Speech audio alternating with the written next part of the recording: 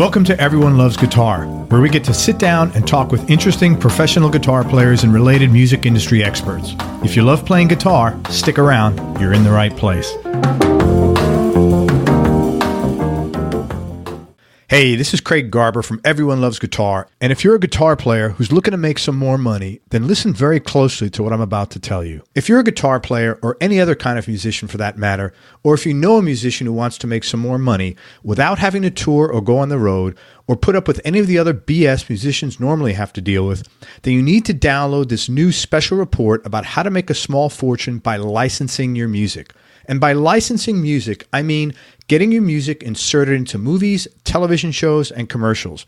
The report is less than 20 pages long, and it was written by Mike Elsner, who I interviewed in episode number 167 of this show. Mike's been doing this for over 14 years, and he's had over 2,000 songs licensed at this point in time. That means he's getting paid to license almost 150 songs per year.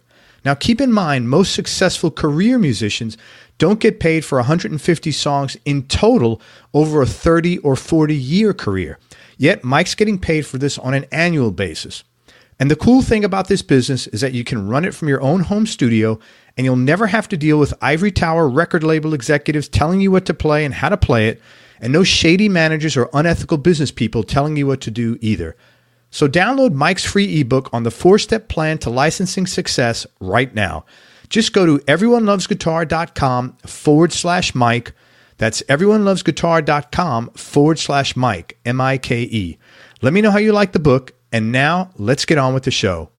Hey everybody, this is Craig Garber from Everyone Loves Guitar. I'm here with a real brilliant and a very experienced musician today, guitar player, steel guitar player, one of the best that's around, quite frankly. We're with Bruce Bouton. In 1978, Bruce dreamed about becoming a professional musician, and he moved here to Nashville. I say here like I'm in Nashville. I'm not in Nashville. He moved to Nashville from Vienna, Virginia. In 30 years since then, his steel guitar has been heard on hit records of Garth Brooks, Ricky Skaggs, Brooks and Dunn, Shania Twain, Keith Urban, Lonestar, Pam Tillis, Lady Antebellum, Emmylou Harris, Neil Diamond, Shania Twain, Wynona, and literally thousands of others. As a songwriter, he's had songs recorded by artists including T. Graham Brown, Garth Brooks, George Strait, Glenn Campbell, and George Jones. He's toured with Ricky Skaggs, Mel Tillis, Foster and Lloyd, and Reba McEntire, and he's currently on the Garth Brooks World Tour, but he continues to record sessions in Nashville. Early in his career, Bruce toured and recorded with Ricky Skaggs for 5 years. He played on every single album from Waiting on the Sun through Live in London. The band accumulated numerous honors during this period, including 3 Instrumental Group of the Year awards from the Country Music Association and 5 consecutive Touring Band of the Year awards from the Academy of Country Music. Bruce also toured for a year with Mel Tillis and another year with Foster and Lloyd. Between dates, Bruce started writing songs, initially collaborating with T. Graham Brown, and one of their early efforts yielded The Last Resort. Brown recorded the song, and Capitol released it in 1988 as a single, and it went to number 4 on the charts. Quote, at that time, Bruce said, "I suddenly realized I could make as much money if I stayed home for a year as I would on the road." So he began pursuing writing, and his biggest writing break came with Against the Grain, a song he co-wrote with Larry Cordell and Carl Jackson. Garth Brooks cut it for his Rope in the Wind album, which has since sold more than 11 million copies. He also wrote Walls Can Fall, a single for George Jones, and he co-wrote the title track Life is Good for Emilio's first Capitol Records album. One of Bruce's proudest achievements was masterminding and serving as an executive producer of Mama's Hungry Eyes, which was released on Arista Records in '94. The album was both a tribute to Merle Haggard and a fundraiser for Second Harvest food banks. Bouton produced 5 of the album's 13 tracks. Bruce, thank you so much for your time. I appreciate you coming on the show today. Hey, Craig. How you doing? Good. And Bruce also has his own radio show. Let me just tell you that real quick. It's on Acme Radio Live, and it's called Sideman, where he interviews a bunch of really well-known, well-respected session players in Nashville. Man, I was curious how you got into playing pedal steel, and what did you like about it over electric? I didn't start playing guitar till I was a junior in high school. I'd been a drummer, and I started playing guitar, and I got in a little vocal group with some friends of mine, and we would do anything that had vocals. We'd do, Neil Young, Beach Boys, Beatles, Crosby, Stills and Nash, just whatever we could do. And I started learning how to play acoustic guitar, and I started getting into bluegrass music.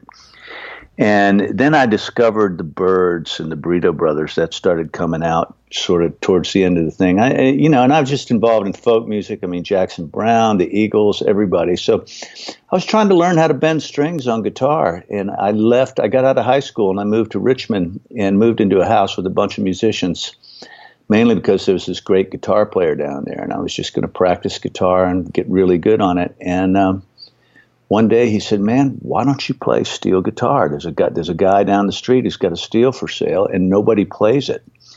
And I thought I was too old. I was 19 years old, but I went down to the music store to buy a tortoiseshell pick, and I walked in, and there was a guitar player magazine with Pete Drake on the cover.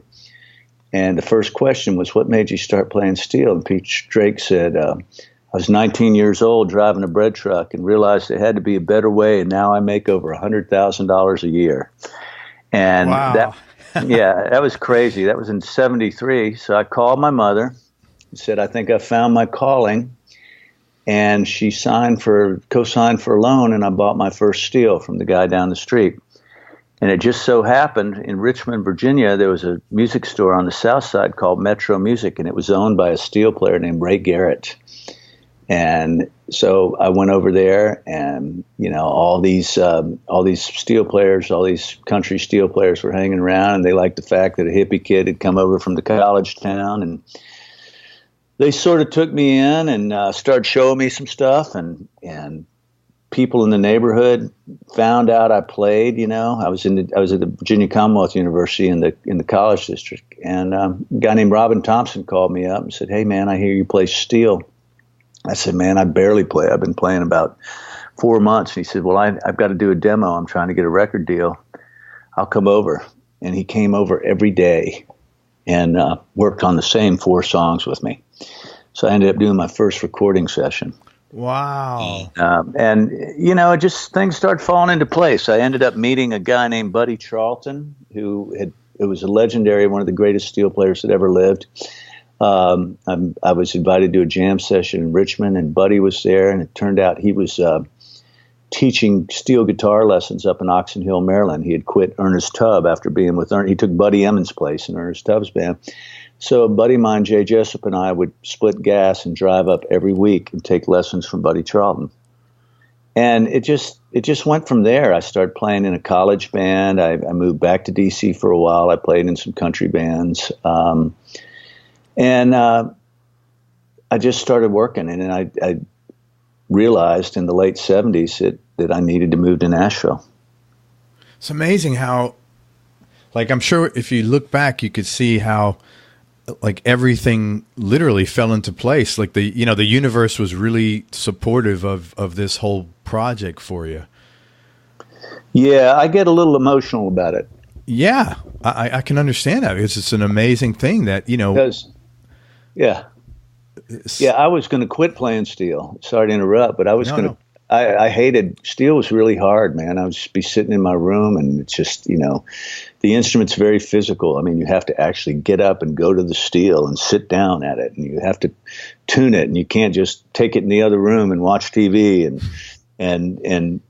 so it's a deliberate action. I was getting very frustrated with it. I was liking guitar better, and I was working at a plumbing warehouse, and I ended up having an accident there loading a truck and cut 3 of my fingers to the bone. And so I couldn't play guitar, but I could hold a steel bar. And so I got over the hump. I had 6 weeks where I could only play steel. And so I just focused on that totally, and, just got over that initial learning hump. Do you think in a way that accident sort of gave you, you kind of had no choice at that point? So yeah, exactly. Yeah, that's amazing. Yeah, it was pretty weird. Holy shit, man. I just got goosebumps. That is really, that is really freaky. Yeah. Wow. It was, man, with all that stuff happening, it would be almost like a sin is the wrong word, but if you didn't follow through with this, you'd be crazy. Yeah, it worked. I mean, Yeah. it got me going. And as I said, I started playing in bands, and I was in a college band out of Richmond, and it was, I want to write a reality show based around it. I mean, it would be like Animal House on wheels. We had a yellow crippled children's school bus that one of the guys, Mike McAdam, who's a great guitar player and still a great friend. His mother was a loan officer at the bank, so she gave us a loan to buy this bus, and we carried a grand piano with us, and it had a lift on the side. And the bus was a 1959 yellow school bus, but we went all over Virginia and Carolina in that bus. It's lucky we're alive. But we played, and we were really popular. We played just everything from Merle Haggard to the Beatles, and everything in between. Allman Brothers, Little Feat, Tom Waits, Springsteen, just all crazy. We just we weren't allowed to, we were also we prided ourselves on being elitist, so we never played Marshall Tucker or any of those silly Southern country rock bands that were happening. We didn't do that. We always thought we were cooler, but it was fun, man. And they all ended up moving to Nashville. Most of them, most of the players from that band. And is that why you moved as well? Because everybody was going there, and you knew No. They wouldn't go. That's why I quit the band so many times, because I wanted to get them to go to the next level. I said, we either need to move back to DC or we need to move. I think we should move to Nashville. And everybody was saying, fuck that, man. We're not leaving right now. And so I left. And then a bunch of them ended up staying on my couch over the next few years. So you just paved the way, basically. Oh, I'm not going to take credit for that. I just left. I kept quitting, and they finally let me stay quit. It was a great band. And I mean, had I rejoined again for the fourth or fifth time, I might have never moved. You never know. Sure. So when you get to Nashville, you didn't know anybody here, I'm assuming, right? I knew two songwriters. I knew a guy named Sam Lorber, and I knew a guy named Richard Lee. And Richard Lee, I'd played Richard Lee's going away party at Richmond, and he came down and proceeded to write "Don't It Make My Brown Eyes Blue" and "I'll Get Over You" for Crystal Gale. And so I knew him, and I had met an English guitar player named Ray Flack, and I had met him through this other songwriter, Sam Lorber. And I'd been to Nashville a few months before, and I'd met Ray, and we had a drunken jam session. We just sat around and played Haggard songs and everything else. And so when I moved to town, I moved into a rooming house that a guy from Richmond had, and there was Ray was one of the people there, and there's just some other folks, but I had to get a job. So I got a job at a factory. I worked at the Showbud Steel Guitar Factory. And, Ray started making a name for himself. He was a guitar player who played on all that early Ricky Skaggs stuff. And Ray had made a name for himself. And we were friends. We'd go down and would play. And I had... I didn't play. I finally got a job I moved down there in November of 78. In spring of 99, I got my first gig, but it was... spring of 99? I'm sorry, spring of 79. Yeah, okay. Spring of 79, I got my first gig, but it was a house gig down in Mississippi. So I had to go down to Mississippi and just play 6 nights a week down there. Holy crap. How far a drive is that? It was 7-8 hours. I just lived down there. I lived in a motel room. And I came back one night just to hear Buddy Emmons and Danny Gatton play a show at the X&N. And there was a steel player there, a legendary steel player. He was a kid. He was my age, but he was one of the best in town. His name was Terry Crisp. And I introduced myself to him, and he said, "You play steel?" And I said, "Yeah." And he says, "You want to gig with Dottie West?" And I said, "Man, I said, I'm not good enough for that yet." And he said, "Yeah, I'll come over to your house and teach you all the parts, but you got to be on the bus on Friday morning." and this was on a Tuesday or something, a Tuesday or a Wednesday. And So he came over, and next thing you know, I was on my first tour bus. And I was heading to California to open for Kenny Rogers because Dottie and Kenny had those big hits. And I pretty much sucked. I mean, I didn't, I still wasn't a good player yet. And the gig didn't last very long. But I worked with her for about 4 months. And then I came back and I had a couple Opry gigs. I worked with Johnny Russell, and I worked with the late, they're both dead now, but I worked with the late, great Jimmy C. Newman, who was a Cajun guy. And then I got a paid gig, a weekly gig, a salary gig with a guy named Freddie Hart, who had one hit. He had Easy Lovin', so sexy looking. He had a big hit with that. And I got on the Heartbeat Express and wore hand-me-down uniforms. But he was so kind and so easy to work for. I mean, the music kind of, in retrospect, the music was nothing. And it was a funny little band, but, all good guys. And we played California, and I'd heard about this guy named Dan Tyak, and so I called him up because steel players are kind of nerdy. If it's a nice network. You call a steel player in some other town, and you end up getting together and trading licks. And I got with Dan, and Dan was getting ready to join this band with a woman named Lacey J. Dalton, and she was going to be the next big thing, outlaw country. So we stayed in touch, and I went back on the Heartbeat Express, and I get a call from Dan a couple months later, and he goes, "Hey, man, can you be in North Carolina in a couple days?" I said, "Why?" And he said, "I'm quitting Lacey J. Dalton and joining Asleep at the Wheel." Wow. And, so I ended up getting the gig with Lacey J. and spent 6 months traveling in a Winnebago all over the country, but it was pretty amazing because we opened for the Oak Ridge Boys, like a bunch. We opened for Willie Nelson. I mean, they were putting a lot of money behind her, just not enough to have a bus. We had a Winnebago. And I ended up playing every TV show in America at the time. I mean, we had Solid Gold. We had Captain and Tennille show, the Tony Tennille show, Merv Griffin, Mike Douglas. I played the Letterman show when he was on in the morning. That's wild. Merv Griffin and Mike Douglas. That's a trip down memory lane. Wow. Austin City Limits, Soundstage out of Chicago. So that was an amazing thing. But it was pretty decadent gig. I mean, there was a lot of, back then, there was a lot of drinking, cocaine, stuff like that. It was not really the best behavior, but but what happened is I got a call from that English guitar player, and I mean, this is a long way around, but that guy that I met when I first moved to Nashville, and he said, "Hey, man, I just did Ray Flack." Yeah, he said, "I just did a session with Ricky Skaggs and Rodney Crowell, and Ricky just got a record deal on Columbia and wants me to be in the band. He's looking for a steel player. So, he said, mate, you need to get in his face every time you see him." And it so happened about a week later, we were playing a big festival, and Skaggs was there with Emmylou Harris. He was still an Emmys man.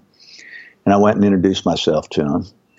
And then I went, Ray called me when I got back to Nashville and said, "Hey, you need to come down and play this club. Ricky's coming down." So Ricky came down, and he said, "Man, I want to come over to your house." And he came over to my house and sat in my living room and with an acoustic guitar, and he basically went through the first album with me, with the songs he was going to cut.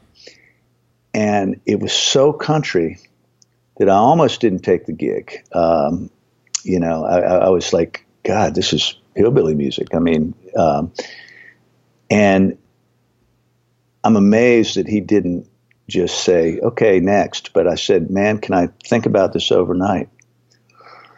And I knew Lacey J. Dalton thing was sort of falling apart. I mean, it was just, she had management and everything, but, I had a chance to possibly join Commander Cody in the Lost Planet Airmen. With Bill Kirchen. Yeah, I mean, Steve Fischel had been in that band, and he had just joined the hot band with Emmy. So I called up Fischel and asked Fischel what he thought, and he said, "Dude, you better join Skaggs' band. It won't be the hot band, but it will be a hot band. It will be an amazing band," because he's a brilliant musician. So I called Ricky the next morning and said, "Yeah, I'd like to do this gig." And I said, "Can I play on your record?" And I'd never played on a record in my life. And 2 weeks later, I cut my first #1 record. Wow, man. Yeah. Okay, so I had a bunch of questions. What a great story. Wow. Sorry it took so long to get No, there. man, that was perfect. Are you kidding me? That was awesome. Okay, so a few things. First of all, when you were playing with Lacey at that time, in your mind, were you still like not the player you wanted to be? And was it in your mind? Was it like, holy shit, I'm getting tuition here. I'm getting paid to be a better player here. No, not in that band. In that band, I thought I played fine in that band. It was just, by that time I was a better player. Okay. Yeah. So Lacey's thing was, it was a bunch of LA guys, good players, very stressful though. I mean, it's really hard to travel around with 8 people in a Winnebago. Yeah. I mean, traveling 8 or 9 hours a day. And, but yeah, they were good musicians. I mean, it was just, the music wasn't that hard. It was cool. And Lacey was really great. And she respected musicians. When you first got with Ricky, I give you credit because for 2 things. Number one, telling the guy, let me think about it. That even, I think, took some balls, no? That was just stupidity. In retrospect, but it really took some balls to say that. The guy comes to your house and invites you on the gig. Well, let me think about it. I give you credit for that. No, I just wanted to sleep. I wasn't sure, I wasn't sure if Lacey was going to revamp and call me back and it was going to be better or whatever, because I honestly, the musical climate back then, think about it. It was like Urban Cowboy, Looking for Love in All the Wrong Places, and Janie Fricke and all these, T.G. Shepherd, I mean, it was, country music was Barbara Mandrell. It was this weird amalgamation of this pop pablum, I mean, it was pretty shitty music. And Lacey was, but there was Willie and Waylon, that were happening. And Lacey was supposed to be that antithesis of the mainstream, but there was nothing on the radio like Ricky Skaggs. And so I was just sitting there going, man, I wonder if this guy could make it, because I didn't have that love of old bluegrass. Like, it's what, Ricky's whole thing was based off of old Webb Pierce and Flatt and Scruggs and all these great classic country songs. And so, I finally, I mean, the guys, I would say probably Ricky's one of the best musicians I've ever met in my life. And Ray sort of pushed you over the edge. He gave you the confidence. You relied on his experience. He said, hey, listen, this is going to be something worthwhile. No, not Ray. Ray didn't say that. Ray was going to join the band. Ray was just a hot telly player, I mean, I called Steve Fischel. Okay, right. Steve Fischel, I'm sorry. Fischel was the steel player. We were about the same age, and he was an LA guy, but I had been back and forth with him, and he ended up joining Emmy's band. I mean, I need to back up a little bit. I was really lucky enough back in the 70s when I first started playing steel. I went to see Linda Ronstadt, and the Eagles were opening for Linda. Linda was huge, and back then you'd go up to the stage and you'd go, see what kind of gear there was. And I'm sitting there, and out walks not one but 2 steel players, Dan Dugmore and Ed Black. Wow. They're both carrying steels, and so I'm sitting there. I'm skinny and I had long hair, and I went, hey, man, what kind of steel you got? And they came over and talked to me afterwards, because, as I said, steel players are all nerds. It's like they found the instrument on Eastern Island somewhere, and everybody. And so they were so kind. They invited me backstage afterwards, and then we ended up going over to Dan's hotel room and listened to tapes, smoked weed, and drank beer and listened to Buddy Emmons tapes. Holy shit. So that's pretty cool. Ed Black and I became really good friends. I mean, Dan and I are friends too, but Ed and I sent him a letter and he corresponded. So when I started working my early Nashville gigs and ending up in LA, I'd hang out with Ed, and we went to see Emmylou when Steve Fischel debuted. And I think that's probably when I met Steve, and we traded information. But I don't know, man. It's been good. I mean, there's been a lot of good people along the way that helped steer me in the right direction. Yeah, but I give you credit too, because you sound like you have some balls that you go, like you told Ricky to hold on. And I know you call it ignorance, but at the time you took some. Ricky Skaggs come in there, and you say, "Hey, I'll tell you tomorrow." That's balls, man, and in a good way. I mean that. I don't mean that in a rude way. And when you go to then him, "Hey, I'd like to play on your record," I think that people that make their own opportunities get a little further ahead. That's just the reality of it, Well, Ricky was he came from that era, but yeah, I appreciate that. I mean, it was not easy. I mean, I was even doing that record, I worked really, really hard on it, and it was a critically acclaimed record, The Waiting for the Sun to Shine, and it was really unique because I really didn't know what I was doing. I just basically at that point just played at the top of my ability, which was, it was not. I just played what I knew and what I thought I heard. It was. I didn't have, a huge amount of technique yet. I had technique, but that record was interesting because on all the ballads, I ended up doubling all the steel parts, and I didn't even know about that. And that's not a style that I pursued, but on that particular record, Ricky called it cloning, because I think Brian Ahern did it, Emmylou's producer, and it was a great sound if you do it right. If you don't, if it's too wide, it sounds like a bad chorus. But for some reason, I just lucky enough that I was able to. Sorry about that, phone's dinging. I was able to do all that, and the record came out, and it blew up Nashville. I mean, all this terrible country music was on the radio, and then all of a sudden, here comes Ricky Skaggs with hot guitar solos and hot fiddle solos and a steel solo and a dobro solo or whatever. What if you were? So what? This was in the early to mid '80s. No, this was '79 and '80. I think that record was released in '80. As you're going through that, if you remember, what do you think your mindset was as far as like your perception of your place in all this?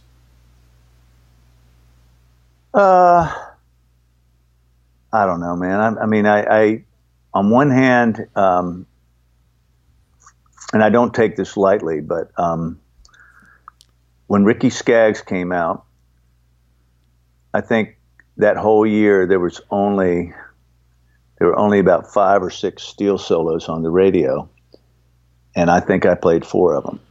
And the other one was a song called "Lost in the Feeling" by Conway Twitty, and John Huey played this incredible steel break. And the other song was, and I remember all this because it was just such a surreal period in the radio landscape, and just this whole thing.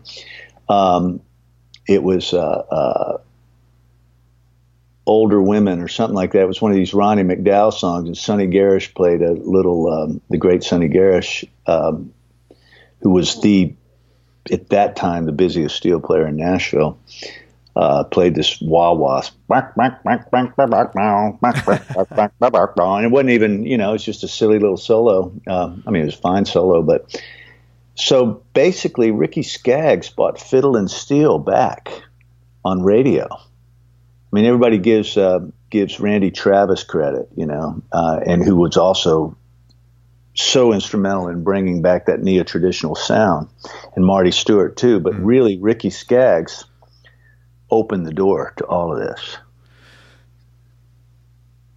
And I didn't answer your question. No. What was your perception of like what the hell was going on with you? Like, because that's a lot of shit happening. And I don't. Let me get more specific, because it's not. I didn't really make it easy for you to answer. While all this was happening to you, how did you view your role in, like, what was happening? Like, how did you view what was happening to you? I mean, clearly, there was no ego about you, but as far as, did you look at that? I always try to understand what's going through people's minds, because I could learn something from that, to be honest with you. That's why I'm asking the question. Did you look at that as, okay, this is just where I'm supposed to be, and let me take this one day at a time and see where it goes? Or did you look at it as, holy shit, I can't believe this is happening? And because it's, overwhelming for a young kid to process all that stuff, and you don't have the coping skills you have now, and you don't have the introspection you have now. So I'm curious if you remember what was going through your mind at that time. Well, I had the coping skills. It was called drink. It was called Jack Daniels. No, I wasn't. I don't. We were on the road, man. It was like, you played and you drank, and it was. I remember the good thing that happened was Ricky banned alcohol off the stage, which, I had spent my whole life playing in clubs and everything, and I just thought you were supposed to drink when you played and everything. And it was the most amazing thing to find out that I played better when I didn't drink anything. How about that? But it was, I was honored to be in that band. It was just an amazing thing, because we were getting all these accolades. People talked about it. Steel players were, hey man, God, thank you for bringing steel back to the radio and everything. And it just opened doors, man. All of a sudden, I had a little bit of respect among the older seasoned steel guys. But in retrospect, I really wish I'd handled it differently. Just in the sense that, I wish I'd taken better care of myself, it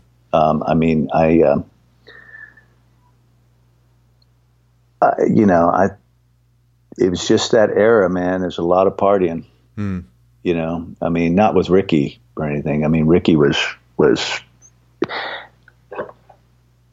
I used to get kind of whacked out at Ricky sometimes, because some of us might be out really late at night and sort of have a hangover and think you're going to sleep on the bus, and Ricky would start practicing in the back room at 8 a.m. and play all day long, and you could never sleep, And in retrospect, I wish I'd been that mindset to embrace the opportunity I had and turn into a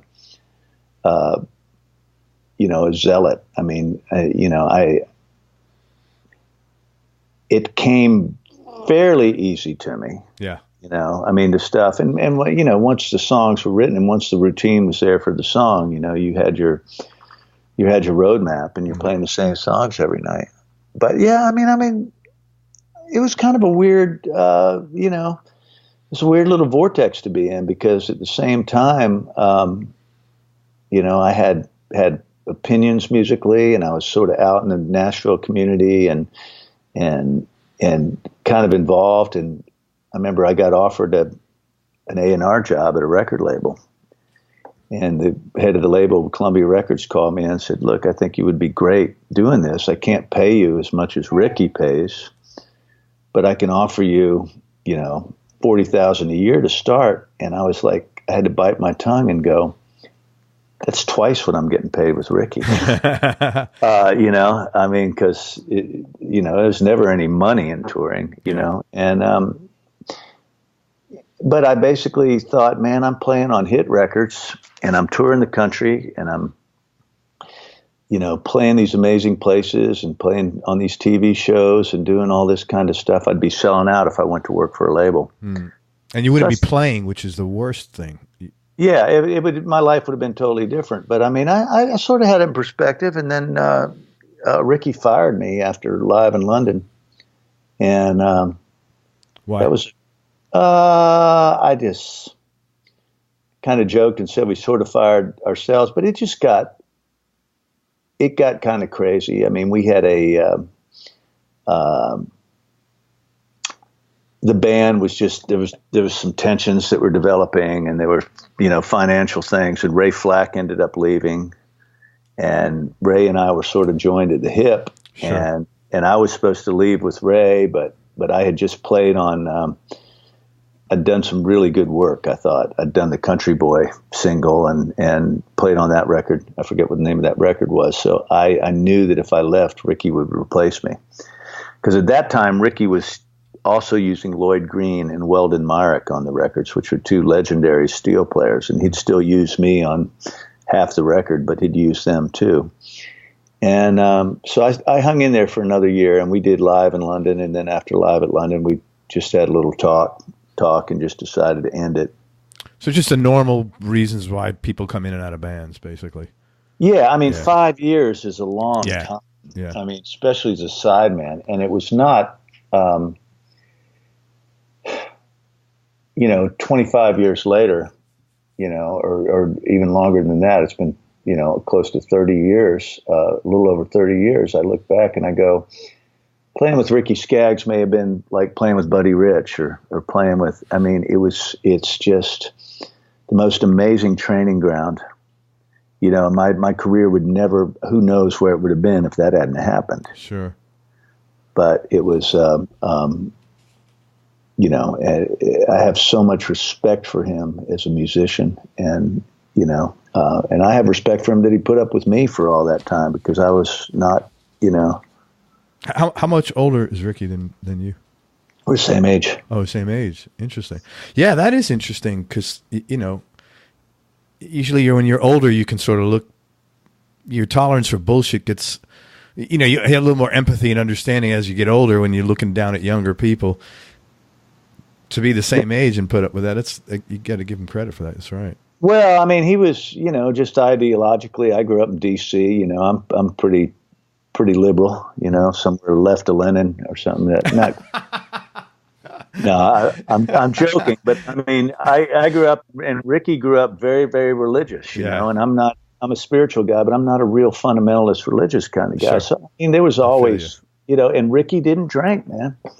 Ricky never expected, I mean, he didn't ever have, what's the way I'm looking at it? He'd never expected any more from anybody than what he was able to do, but he was such a, it's like, I remember, the song "I'm Just a Country Boy by Heart" that we recorded. It was an Albert Lee song, but it was, it was Harry Carey triple time. It's really fast. And people always sit there and go, "Oh, Ricky didn't really play that. He slowed it down, or he did this and that. Nobody could play it like that." And I went, "No, I was there every single friggin' day after sound check. Ricky Skaggs would go sit in the dressing room and practice that intro for 2 hours. And he did this for 2 months. I mean, the guy just has his, as I said, he's a brilliant musician. It was, but personality wise, I think somebody like me and somebody like some of the other guys in the band, it was always an exercise in patience from him, because, he was not a drinker. He didn't go out and drink. And I have found through periods when I don't drink that, people, when they've been drinking, they can be a little obnoxious. Yeah, for sure, man. Especially night in and night out. There's no escaping that. You're going to bump into it pretty regular. Yeah. How did you get the gig with Garth? How did that come about? Well, that was interesting. So I left Ricky, and at first I was like, "Oh shit, what am I going to do now?" And I got a little depressed, but it was, and he got a new steel player, Terry Crisp, the guy who got me the job with Dottie, ended up going to work with Ricky, and Terry just killed the gig. He was great, and but I'm sitting around and I'm doing laundry one day. That's the thing with you, huh? Huh? That's the thing with you, laundry. You had the laundry machine on earlier. Oh, I didn't mean. Well, I just got back in town. I had yoga class last night, and that stuff was starting to stink up the house. So, I was in the laundromat, and there's this young lady sitting in there, and she's sitting on the washing machine. It's just us, and we get to talking. I ask her what she does, and she says, "Man, I'm a singer, but I work as a waitress." She said, "What do you do?" And I said, I think I was still with Ricky. The gig might not have ended, but I said, I play steel guitar with Ricky Skaggs. And she said, God, you're the guy that plays on those records. She said, man, I love your playing. If I ever get a record deal, I'm going to hire you. And about a year later, I was back out on the road with Mel Tillis because I couldn't do sessions in Nashville. Nobody really cared. I walked around and said, hey, I played all these records. And they're like, so? I mean, so I had to make a living. Why is that? There was just so many other. There was a lot of players. I mean, I had to sit there and do my time. So, right. And I was going broke. And so I joined Mel Tillis's band. And while I'm out on the road with Mel, I get a call from this guy named Alan Reynolds. He's a legendary producer. And Kathy Mattea, who was the girl I met in the laundromat, got a record deal. And he called me in to play on a song called 18 Wheels and a Dozen Roses.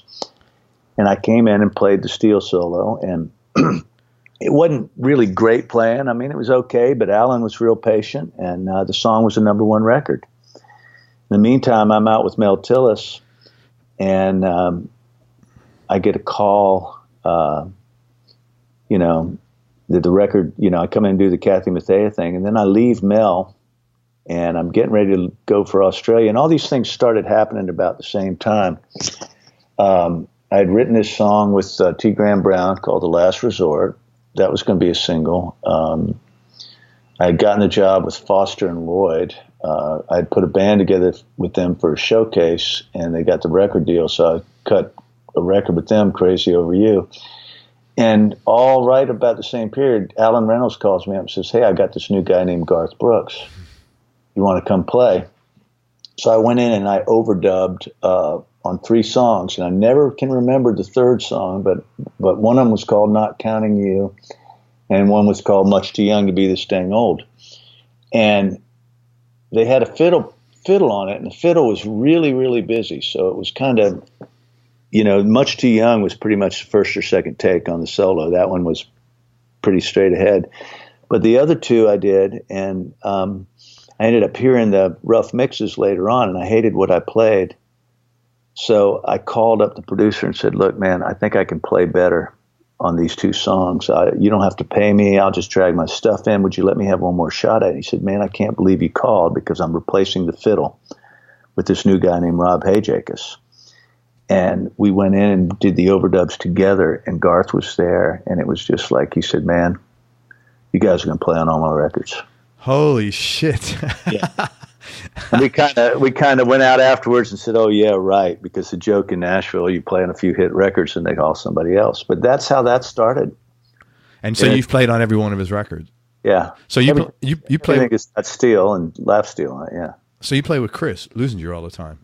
Yeah, I played. Yeah, Chris and I are dear friends. And Chris was really, really, we really started getting to know each other with Kathy Mattea and Garth. And then Chris and I did a lot of demos together. Yeah, he's a great guy. Because basically what happened, I got the job with Foster and Lloyd, and I was touring with them, and that started turning into a clusterfuck, man. I mean, it was just hard work. I mean, they weren't making enough money and everything, and all of a sudden that single came out, and I just realized that I'd make as much on that single as I would touring with Radney and Bill, who were great. I mean, they're phenomenal, but so I quit their band and stayed home and just to wait for the phone to ring. And because you had the money, the royalties coming in. I knew I could survive that year with the royalties. So I'd get 1 or 2 calls a week, then I'd get 3 calls a week, and then I was getting 4. And for sessions. Yeah, for sessions, and mostly demos, but the Garth thing came out. It was a perfect storm. There was a guy named Don Cook, who's a great songwriter, and I got tied up with Tree Publishing, which was just because that's where T. Graham Brown was. So I was doing some of the demos over at Tree, and I knew some of the writers, and Don Cook was one of the writers, and Don would pride himself as an engineer. He had an Akai 12-track, but he sucked. But he had this thing. He had this thing in his basement out in Nashville, and I'd carry all my shit around and play on his 12-track on these, and it was hard work. And, for $100 or whatever I got paid back then. But he called me up one night and he said, Hey, Bruce. He's from Texas. He says, man, I think I'm gonna produce some sides on Kix Brooks, man. You want to play? And we went down to the Tree demo studio, and it was like this amazing band. It was Brent Mason. Holy crap! Brent hadn't played on a big hit yet, but Brent and I had been doing some demos together and everything. There was a guy named Lonnie Wilson on drums. Lonnie hadn't played on a hit record. Glenn Worf on bass. Glenn's first hit record was Crazy Over You by Foster and Lloyd. We did that together, but Glenn was still breaking in. And then there was a couple seasoned guys, Mark Cass Stevens on acoustic, who'd been a session player for a long time, and him and Don were really dear friends, and John Jarvis on piano, who was played with Rod Stewart when he was 19. And we went into the studio, and it was probably November or December. I remember it was cold. The studio was kind of chilly, and it was just a little MCI. And in walks Tim Dubois, who'd started a new label. He started Arista Records, and a guy named Scott Hendricks, who was an engineer producer, and they had already produced a band called Restless Heart. And they came walking in with this tall, lanky guy named Ronnie Dunn, and they said, "Man, we want to try something, man. We want to try a duo thing." And Ronnie had Boot Scoot Boogie and Neon Moon in his back pocket, and we spent that whole winter and we cut the first Brooks and Dunn album. We created that sound. And the engineer, Mike Bradley, had just been the demo engineer, and he turned the drums up. And these records came out, and all of a sudden, it was on. Everybody kept calling Don Cook to produce their records, and we were the band. And everything that he produced, you were on. Yeah, everything he produced, it was this band, and there was so much money floating around. So it got to the thing, man. And I'd gotten married by then, and you know, it was, and I was, when I wasn't doing sessions, I'd be trying to write songs. And back then, you could get a decent song cut. Yeah, you know, it was because people bought records, and you could have an album cut and still make money. And I had a record deal for a while. I put a band together with Carl Jackson and Larry Cordell and Glenn Duncan, and we had a deal on Capitol for about 10 minutes. And then they changed leadership, and we didn't have a deal, but Against the Grain came out of that song. Came out of that deal. We wrote that song. Carl and Larry really wrote most of it. That was one that I would happen to be in the room for, I think, you know, but it was lucrative. That works both ways, doesn't it? Yeah. I mean, yeah.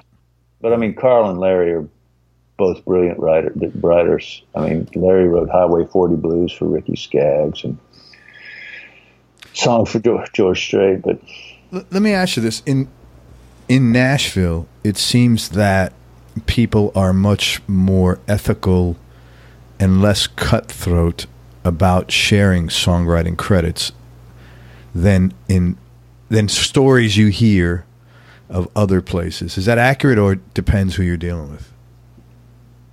I'm not really in it now. I think now it's more like LA. It's more big time, top line, bottom line writers. But back then it was just people would get together and write a song, and whoever was there got a piece of it. And you know, but there was always, back in the day, there were always these things where, you know, the old school publishers, you know, and record label heads. I mean, it was like you wanted to get on this artist, you gave the publishing to, you know, Billy Sherrill and Al Gallico. If you wanted to, you know, or you know, producers didn't get paid for a long time. They didn't get points. So producers in Nashville had to be writers. And okay, but the '90s was just this boom town. I mean, we had 17 labels. On a Monday morning in the early '90s, there could be 30 sessions going on with 5 or 6 musicians on every session. Wow.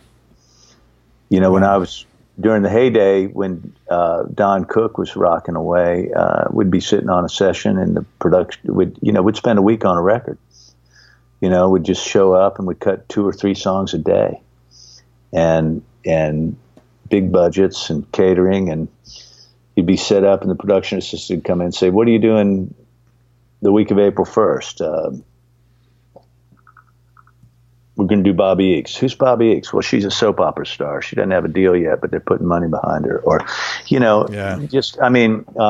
was actually very talented. It didn't happen for her as an artist, but she was great. She's big in Europe, but this went on for a few years. I'd take my wife and kids on vacation over Christmas, knowing that I had 6 months worth of work when I got back. So it was very comforting and to do that. Well, I didn't have to tour. Yeah. But it was, yeah. Yeah. Wasn't always comfortable though, man. As far as, what do you mean?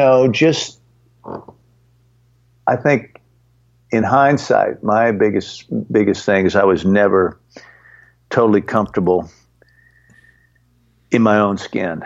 It was like I would overdub and I'd be saying, God, I wonder what Buddy Emmons would do here. Or I wonder what Paul Franklin would do. Or I wonder what Sonny Garish would do. All the guys that I looked up to, instead of realizing that I look back in retrospect now and I see that I had my own voice. Yeah. You comfortable now? Yeah, I'm fine. Yeah. When did that change happen? I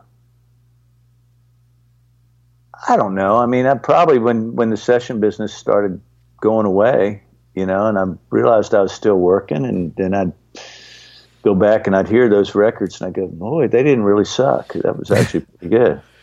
I asked that because one of the most common, we're probably close in age, and one of the most common things that guys in our age range, plus or minus 5 to 8 years, if I ask the question, what's been the biggest change, the most common answer in our age group is, I'm really happy with myself now. I'm much more comfortable in my skin, and I feel good about that. So I say that because what you're saying echoes what, the most common response, amongst musicians. And I think if I interviewed business people or any profession, I think some of that's just a function of age. When you're a type A personality, you never, you're driving, you're goal seeking, and you're not comfortable with what you did yesterday because you want to get better. Doesn't mean it was bad, but you don't realize it at the time. You just think, shit, I got to get better. It's not good enough. I think it's just very hard to, at least for me, it was just hard to accept how fortunate I was, it was just, I'd say, God, how'd this happen? And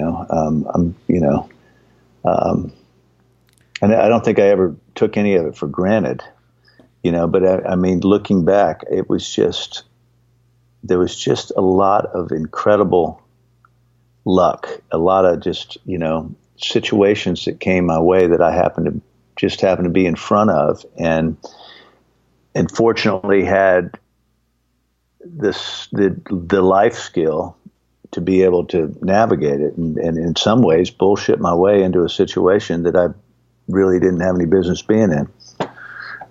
What was your childhood like growing up in Virginia? It was pretty cool. I was a Beatles kid. I saw the Beatles on Ed Sullivan. It just turned my world around. My parents were both musicians, but they weren't professional. But I grew up in suburbia. It was just, grew up in the, 60s and 70s. And, I was, my father started getting sick when I was young. He traveled a lot too. He was head of contract compliance for the VA, but it was, all my friends were the sons and daughters of spies and heavy duty State Department officials. So I had a very big interest in politics and clandestine, government operations from when I was young. And, it was an interesting exhibit. An interesting, life way to grow up. Pardon me.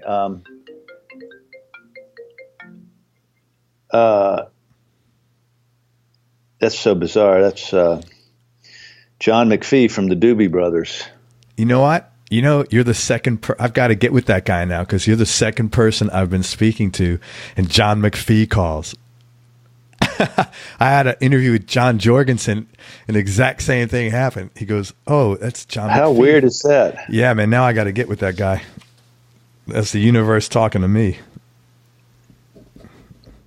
That is really weird. That's so bizarre. Yeah. Yeah, I know John, but basically, I started playing drums. You know, I played tonette. I sang. You know, I started playing drums, but I was also doing a lot of hallucinogens. So Vienna is that a suburb of DC then? Yeah. Okay.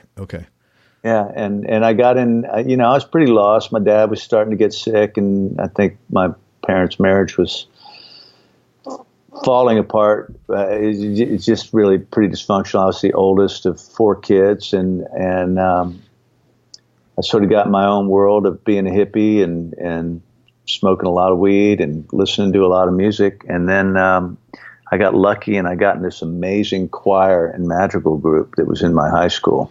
What is that, madrigal? It's chamber choir. Okay.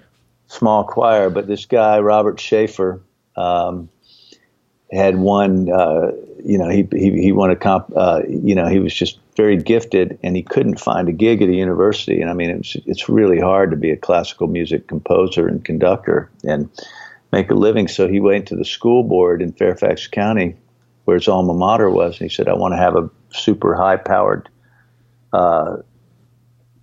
choir madrigals thing. And so he got the school board to give him the first 2 hours of every day.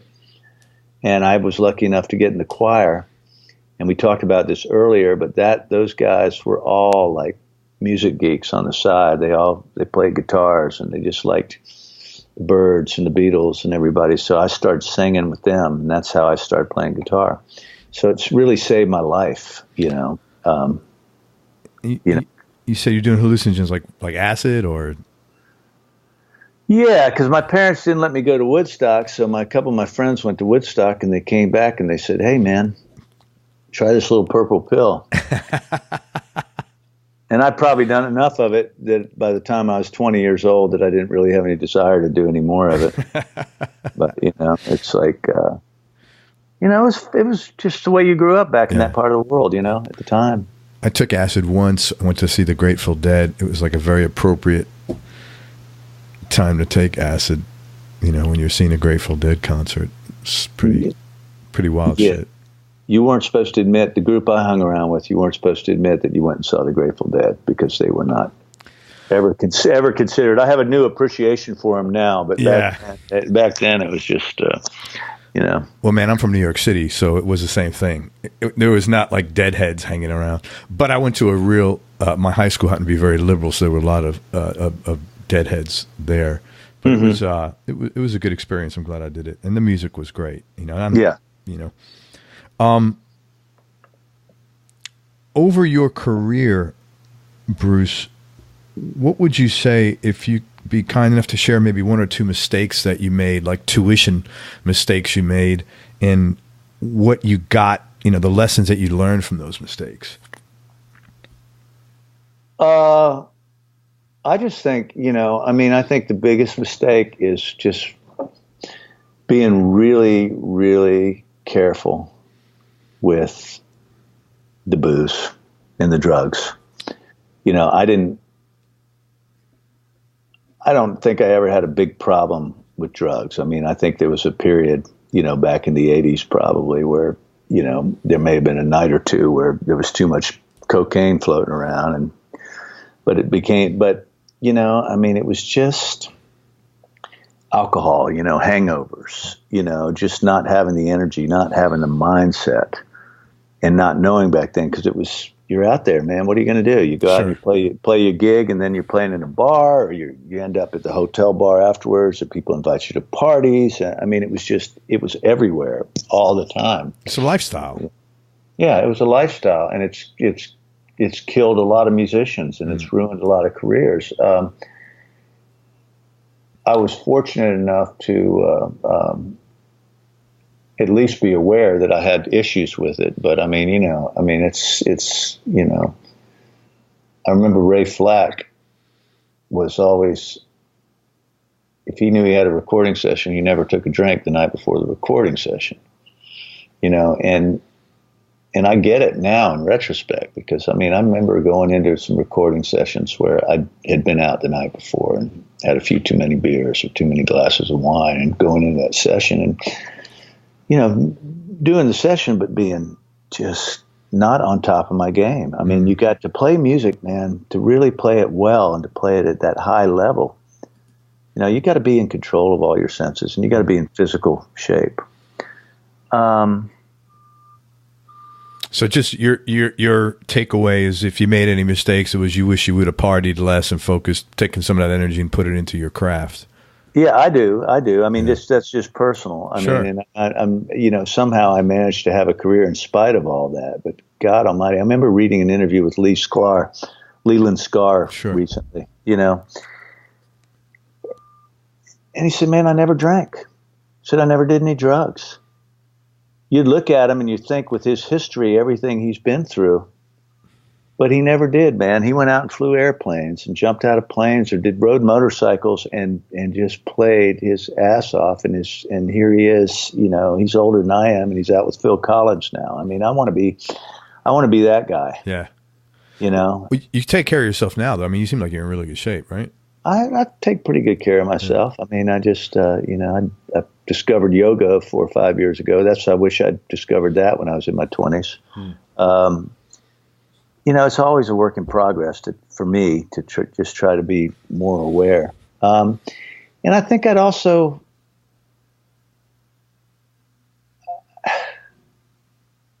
I don't know, man. As I said, I look back, I think if I could have a do-over, I think I'd be good. But I had some good advice from a couple players, man. I had a guy named Lloyd Green, who's still a dear friend. He's 78 years old now, still playing his ass off. But one of the greatest steel players that ever lived.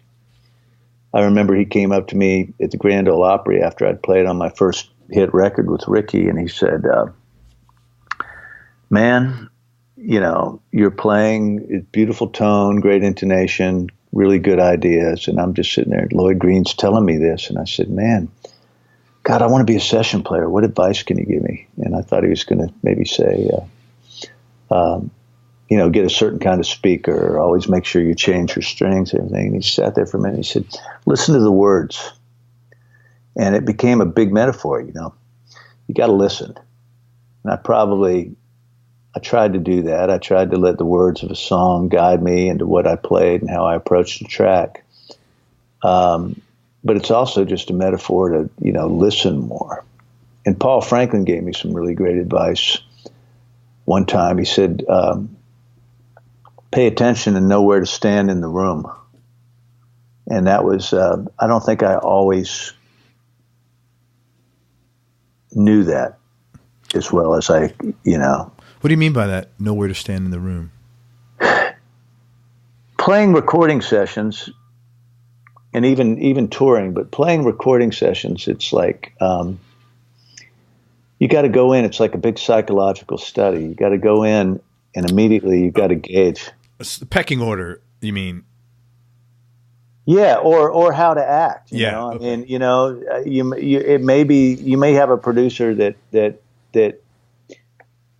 is like, "Hey man, this is really cool," and you go say, "Hey, I think I can do that better." But maybe some producers, if you came in and said, "Let me redo it again," they start getting paranoid because they're like, "Oh, did I hire the wrong guy? Because I don't really know what I'm doing, and this guy's not sure what he's doing." Or, just being able to come in and not step over somebody else, or not, or realize who the band leader is on that 3-hour session.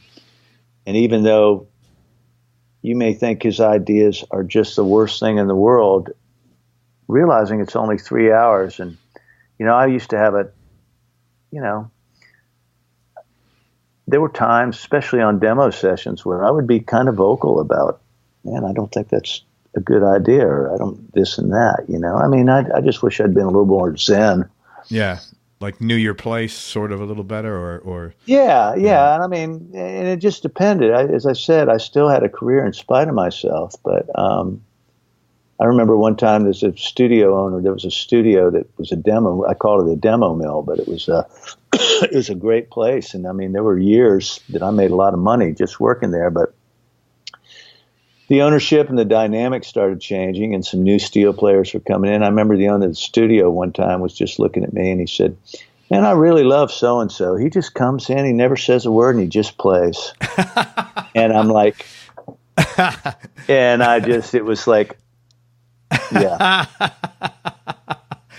Wow. That was a pretty big message there. Big takeaway.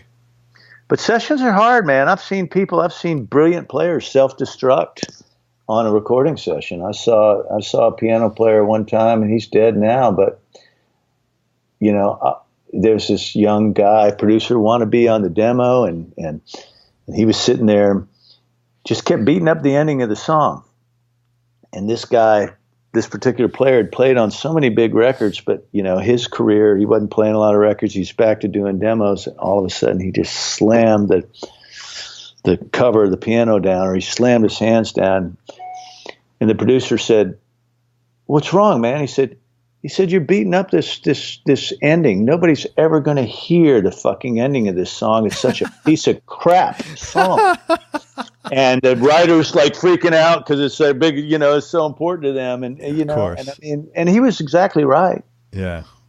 But there's guys, man, they're just the mentality of being able to come in and just put the nose to the grindstone and just play. And Nashville is just a different scene. Nothing's written out.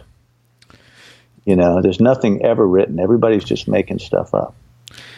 I interviewed Jerry McPherson, who I'm sure you know. Amazing player. Sure is. And I asked Jerry, I said, "What do you like least?" I asked him, "What do you like most?" And I said, "What do you like least about what you do?" And he said, "Song triage." And I said, "What do you mean by that?" And he said, "Well, a triage nurse is the nurse in the emergency room that when you go in there, she makes a decision as who gets taken care of first." And what he meant by song triage is when a song comes in that is dead on the gurney, and it's you all's job to breathe that thing, to get the fucking charging thing and breathe that thing into life. And he said that's what he hates about it the most. So that's what that guy was saying. But Jerry's smart enough to just do the triage, and breathe it into life as best as can be, with collaboratively with everybody there. And I hear this often. It sucks. Yeah. And I would have, yeah. And I was in Nashville, about, I think late October, maybe early November. And Rob McNally? Yeah. Rob was kind enough to invite me into the studio to watch a session. And it was really interesting because I was out watching. I like to watch the dynamics and just observe and kind of get under the hood and see how all this stuff puts together. And it was funny because, you hear there was 5 songs, 3 hours, the drill. And you could obviously hear the difference between the songs. And I kind of chuckled to myself and I said, "Oh, that's doing song triage on this one." And it was just amazing to watch. It's like making chicken salad out of chicken shit in certain cases, Well, there were days where I'd cut 15 or 18 songs. If it was a demo day, I'd have a 10 and 2 and a 6. And it just run together, and your head would be throbbing and everything else. I mean, and then headphones. I mean, it's just, it was a great life, a great opportunity. But I mean, it was really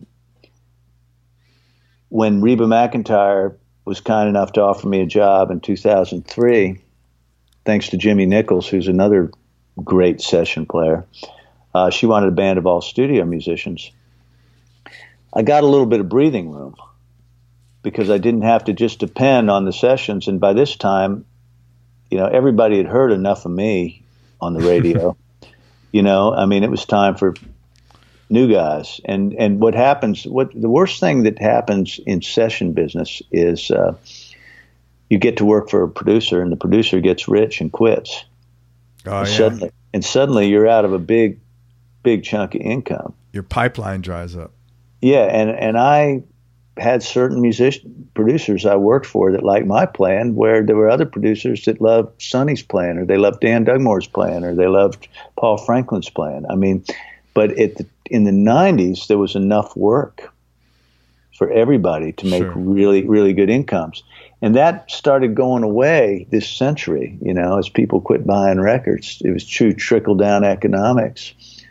And so joining Reba's band, in which actually I think the first year I was with her, Jerry played guitar, which was just great. I mean, Jerry's one of the most evolved human beings I think I've met in a lot of ways.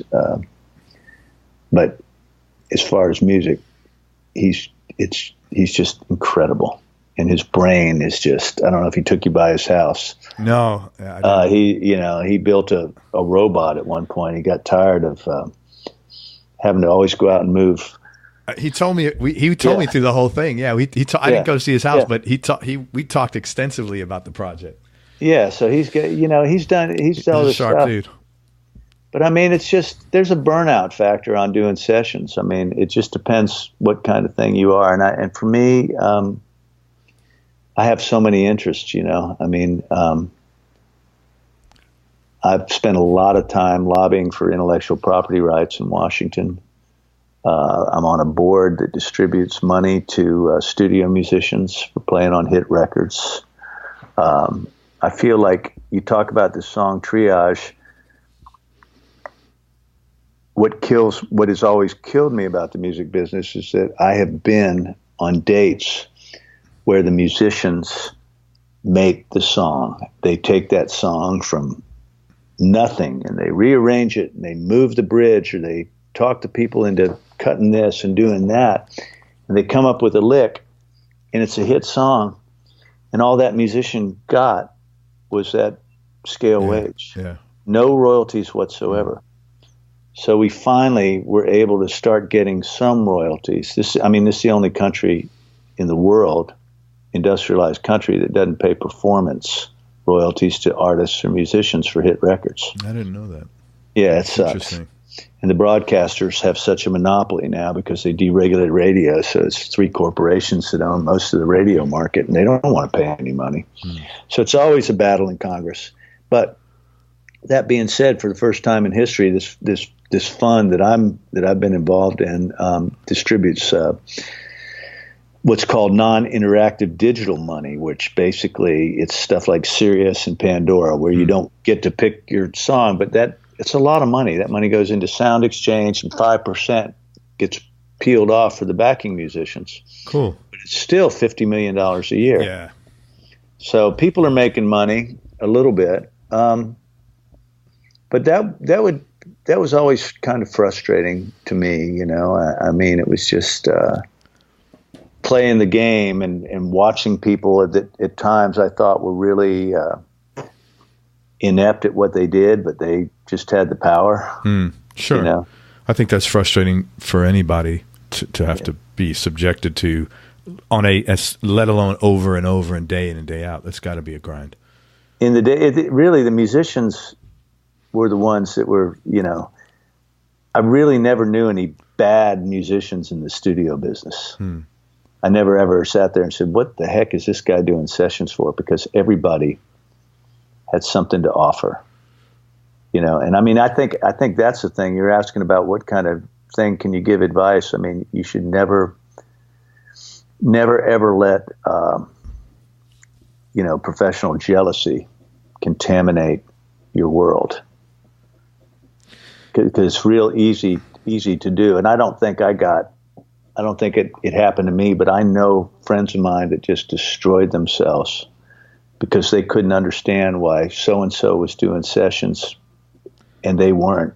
And they were unarguably 10 times the player than that guy that was doing sessions. But they couldn't sit there and figure out how to put B after A, man. They couldn't figure out how to, walk in and make a record. Because, I mean, there's an old adage from the old session. When I first moved to Nashville, the old guys would say, hey, it's not what you play, it's what you don't play. Oh. I like that. And I think that's the biggest thing for me. And it's still fascinating to me. And I still,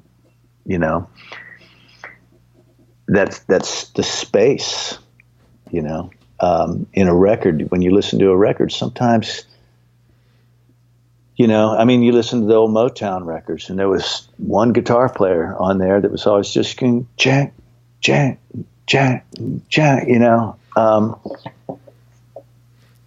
It's very funny that you just said that about space. I interviewed Leroy Parnell, and his interview came out today. And one of the quotes he said during our conversation was, "Space is a member of the band." Yeah. Yeah. I mean, it doesn't exist right now in modern records. I don't think, not modern country music. I mean, it just seems like we kind of joke and say it feels like the great land grab of the 22nd century or 21st century? 21st. Yeah. Wait a minute. 21st. Yeah. Yeah. So it's a great land grab. I mean, we'll figure it out by the end of the call. These back when I first started playing sessions, we only had 2 mixes, man. You didn't, so engineers had to mix. A good engineer knew how to mix headphones. Knew how to mix headphones. And then as things evolved in the, late 80s and the 90s, we started getting these more me systems where you could be on a separate track and you could bring yourself up and this and that. And now we're in this situation where the whole headphone thing is more me. So all the musicians have sort of turned into engineers, and there's a lot of young engineers that they'll put bass and drums in the 2 mix, and then you have to do your own mix. So what ends up happening is you get a lot of musicians on a track, and they're not hearing everybody. Everybody's hearing different stuff. Everybody's hearing a different thing, and so it's a different communication thing. And then now you add the thing too, where technology, you can have a great studio in your house, and if you're a great player and you have a couple profiling amps and you have this and that, and you know how to do loops, you can build a whole track that sounds really, really good. And it's at the point now, in my opinion, that everybody's really, really good, but finding that little distance between good and great, there's not many people that seem to be going there, I mean, not the mainstream deal. I mean, it's become so corporate, but it's... well, necessity is the mother of invention. It's not needed right now, I don't think, is the reality of it. It's going to change. It'll change again. It's just kind of a different dynamic. I mean, it's too much of a concept for people to really grasp, but we got fucked over big time in the late 90s when they deregulated radio. And at that point, back in the old days, you didn't have to spend a lot of money on promotion. You could spend money in LA and Sheboygan and Denver and LA and, South Carolina. And if you could get some momentum there, everybody in between wanted to grab a piece of it. So you'd get these things that would just spread virally, and just virally, however you say it. Nowadays, when you got people like Clear Channel that own thousands of radio stations, it's made the cost of doing business go way up. Promotion cost a fortune. For sure. And it's just and you add to the fact that people don't buy any records anymore. You have streaming. It's harder for people to make a great living playing. And what I'm really afraid of is we're going to lose great songwriters, and eventually the session business is going to become really, really exclusive. I mean, there's no farm team anymore. There used to be demos. So you could go in and learn on a 5-song demo session. You could learn how to play. You could realize that, hey, here's the dynamic, here's the composition, here's this and that, and you talk about it with your friends afterwards, and you work out ways to get from the verse to the chorus and everything. That world doesn't exist anymore. Sure. Are you still playing with Reba, by the way? No, I left. I worked with Reba for 11 years. So you play with Jeff then, I'm assuming. Yeah, I played with Jeff King. What a character. Yeah. He's coming down here this weekend, man. I'm going to go see him. He's an amazing player. Yeah. He's all those guys. Mark Hill, one of the best bass players I've ever worked with in my life. I use Mark on a lot of projects that I produced. Yeah, tell all those guys. I said, hey, I miss them, man. We had such great camaraderie in that group, and Reba and her ex-husband Norval they had tremendous respect for musicians, and I never stayed with a gig for 11 years. That's a long time. Yeah. I'm going to ask you just a few more questions, Bruce, and we'll wrap it up. Cool.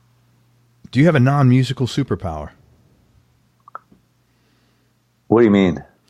I don't know. Is there something that you're particularly adept at that is, outside of music that you have a real good skill at or inherent sense of? I think activism, politics, it's important to me. I was actually offered a job as a lobbyist in Washington before I took the Garth gig, and I had actually considered it because I've done so much in the music industry, and I have no desire to try to get out there and break in. I mean, I'm 64 years old, man. I mean, it's just to sit in there and hang out with all these 20-year-olds that are all writing the beats and doing everything like that. I mean, it's fun if they, and I like playing music. If somebody wants me to play, it's fine. But yeah, I'm working on, the intellectual property thing's real important. I'm working on some metadata ideas with some people. The great thing about being old is, and having been in the music business, is you're on a different perch in life. So you end up meeting people that you might never, ever meet in real life, which is an incredible blessing. I mean, I have friends on all sides of the aisle politically, just weird friends, like, and in Congress, like in different legislatures, and I've got, friends in the tech world, and so I think trying to figure out what the next step is here. I don't know. Garth's probably going to go back to work pretty heavily in 19 or 20, but it won't be like this past 3.5 years. So I'd like to be working to try to make life a little more fair and a lot easier for musicians, and getting paid, and get some righteousness happening. You had mentioned earlier that you're married. Are you still married? No, it didn't survive. It's tough to survive in the music business, I think. Marriage is tough as it is. I think it's tougher in the music business. Yeah, I was married for 23 years. I've got 2 amazing kids. My daughter is actually in her last year at Stanford University. Oh, shit. She must be pretty sharp. And proofs that intelligence skips a generation. But she plays bass also. And she'd never joined a band. I tried to get her to join a band, but she just would sit in the room and play. But she's really good. I mean, she's my daughter, but I wouldn't say it if I I'd be the first to tell her you really don't have it. She just joined a band a month or so ago with Faith Hill and Tim McGraw's daughter, who's at Stanford. So she's in her first band, and that's really exciting. That is cool. But I think she's going to go down to Buenos Aires for a year, and she'll probably she's going to take a bass down there, and so hopefully play with Latin musicians. That's awesome. And I've got a son, the 25-year-old son, who's down in Naples, Florida. Oh, right down here, man. Just a little further away from me. Now, where do you live? I'm in Tampa. Okay, yeah, he works for a wealth management firm in Naples. So. There's nothing else. You can drive down Main Street in Naples. There's nothing but wealth management firm. Yeah, exactly. So it's a good place for him. Yeah, there's nothing but that. Anything you're currently trying to improve on? Could be musically, personal, business, anything else? You know what? I'm always trying to be a better human being, but I am taking guitar lessons online with a guy named Tim Pierce. Yeah, I know Tim. Yeah, he's got an amazing. I'm gonna bust his balls now because he was telling us, I don't do any lessons. No, we don't know. They're not lessons. It's he doesn't. Oh, you're in his. You took his program. It's his program. I interviewed him for a show, and I was out at his house and saw it, and then I've just discovered he's just offering so much, and I want to be I'm having fun learning rock guitar in my old age because I always played songwriter guitar, but with Garth I get to play electric on 4 or 5 songs. So I'm having fun learning all that shit I should have learned 40 years ago. That's cool. This is the right way to play Crossroads, and this is how Hendrix did this or whatever. And then, I want to be a really good blues guitar player before I die. So I'm practicing a lot. I'm practicing a lot of guitar and playing that. And then my buddy Paul Franklin just started a kind of online university deal. And I signed up for that. And I'm just trying to really practice a lot of steel. I'm just still trying to be a better musician. That's awesome. It's weird. And the only downside is, I don't know if I'll ever be able to get a certain facility, but I think I can be a good slow hand. That's funny. I'm interviewing Tim, I think, next week. He's a good guy. What an amazing talent. I was a fan of his back in the 90s. I heard him on a couple records, and I was like, who is this guy? And so I got to interview him, and he's got quite a good story. Yeah, I'm looking forward to talking with him. We had a real good preliminary chat because he's got a couple of e-com companies. I got some e-com businesses, so we had a good chat. Well, tell him I said hello. I will. I wrote your name down right next to us. I will tell him that for sure. Right. Yeah. Last question, man. Biggest change in your personality over the last 10 years, and how much of this has been deliberate and how much is just a part of aging? That's really a hard question. I'm just trying to be easier to get along with, and just trying to be a little more accepting of the fact that one does not deserve to be happy. It's just everybody says, "Oh, you deserve to be happy," but life is not about being happy all the time. Life is about being able to kind of roll with the punches. And realize when some adversity happens, you need to figure out how to deal with it and try to adjust to it. And I think what's really killing me as I'm getting older is starting to lose friends. People pass away. Yeah, people. My friends, man, that are they're getting sick and they're getting diseases. And I watch, and I'm sitting there realizing, man, I'm on the last, in hockey terms, I'm in the last period, and I'm well into the third period now. I don't know about that. I didn't know you were 64. I didn't think you were 64. I thought you were, 60, 61 maybe. Well, whatever. It's just a couple years difference, but it's just trying to take care of myself, man, and just trying to wake up and report to the human race every day, and it's work. You have to work at it, but trying to put yourself in somebody else's shoes, empathy. And just, when you get up in that morning and you walk in and you're kind of grouchy, and that grocery clerk is sitting there and something bothers you, and you don't talk to him or whatever, you could end up changing somebody's life just by showing interest. 100%. And Garth has been really amazing about that, because there's kind of a no tolerance policy on his tour. You have to be nice to people. He doesn't like anybody yelling or anything. But what happens is we do these residencies in these cities, and we'll play 4 or 5 days in the same hall, and it's always the same security people, and it's always the same everything. And it's been just incredible to just show up and, get to know these people. And by the time you leave, you know their names, and then they're grateful because they're going, nobody's ever spends the time to talk to us and find out what my life's about, So personality, I think just for me, I'm becoming more, tolerant's the wrong word. It makes it sounds like I'm just trying to be a little more patient and a little more forgiving and not beat myself up so much. Yeah, well, I was just going to say, I think you're probably overestimating your curmudgeonliness, because I didn't get much of that out of you, to be honest with you. So you probably are beating yourself up a little bit. Yeah. For whatever that's worth. Yeah. Well, listen, man. Good thing. It's a blessing to be alive and to be able to play music for a career. As my son said, Dad, you're lucky you made a living at your hobby, and I'm very grateful. Well, that's a good note to end on, man. And I'm very grateful for your time and for the opportunity to get to know you and chat with you a bit, man. I thank you. And awesome.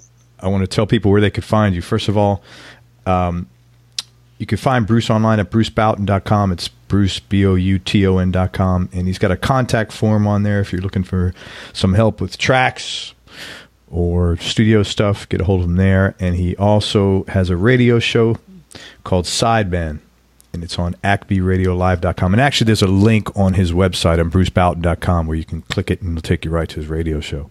Man, I can't thank you enough for your time. I really appreciate it. Very Thank generous. you. Enjoyed it, Craig. Thank you. Likewise. All right. Talk soon. Yeah, man, for sure. Everybody, thank you so much for listening. I hope you enjoyed this interview as much as I did. Many thanks to Bruce Bouton for spending this time with us and being so generous and transparent and sharing some great stories. I really appreciate it for sure. Go to everyonelovesguitar.com. Sign up to get notified about future episodes, along with early product announcements and discounts. And remember, happiness is definitely a choice. So be nice, go play your guitar, and have some fun. Till next time, peace and love, everybody. I'm out. We hope you enjoyed this show. If you did, subscribe to the Everyone Loves Guitar podcast, and you can do this online at everyonelovesguitar.com or on iTunes. And if you like the show, please leave us a 5-star positive review. The more 5-star reviews we get, the higher our show ranks, and higher rankings mean we get to continue speaking with cool, interesting guests on our show. We'll see you on the next episode, and until then, keep playing your guitar and have fun making music.